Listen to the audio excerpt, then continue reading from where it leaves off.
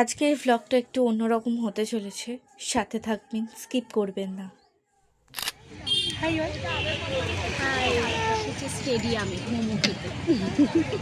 প্রায় আমাদের গত বছর পর দেখা হলো, 2-3 বছর। 2-3 বছর পর না, লাস্ট আমরা দেখা করেছিলাম 2023-এ।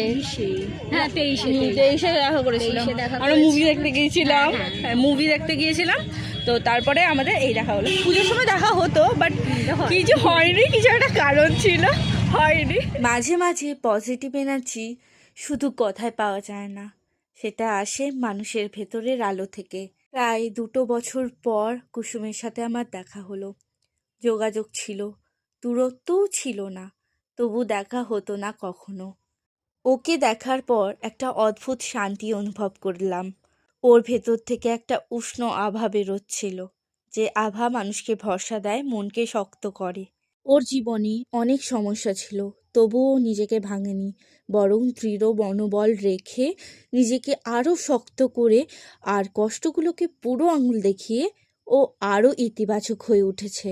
হাসি মজা করে অনেকটা সময় কাটিয়ে আমরা চলে এলাম এই দোকানে। যেহেতু ও আমাকে ট্রিট দিয়েছিল, মোমো এবং অন্যান্য জিনিস খাইয়েছিল, তাই আমি চেয়েছিলাম ওকে একটা ছোট্ট উপহার দিতে আমার সামর্থ্য অনুযায়ী। এটা দেখে আমার বেশ ভালো লাগলো যে আমি ওর পছন্দ মতো উপহার দিতে পেরেছি। আমরা ছোট ছোট কারণে হতাশ হয়ে পড়ি, হাল ছেড়ে দিই, কিন্তু ওকে দেখে আবার মনে পড়ল সমস্যা নয়, তাকে মোকাবিলার করার সাহসী একজন মানুষকে আলাদা করে। এই ছোট্ট দেখা হওয়া তাই আমাকে নতুন করে বুঝিয়েছে, জীবনে আলো দেখতে পেতে হলে কখনো কখনো একটা মানুষের উপস্থিতি যথেষ্ট। এই মুহূর্ত সে আমাদের ভিতরে শক্তিটাকে জাগিয়ে তোলে।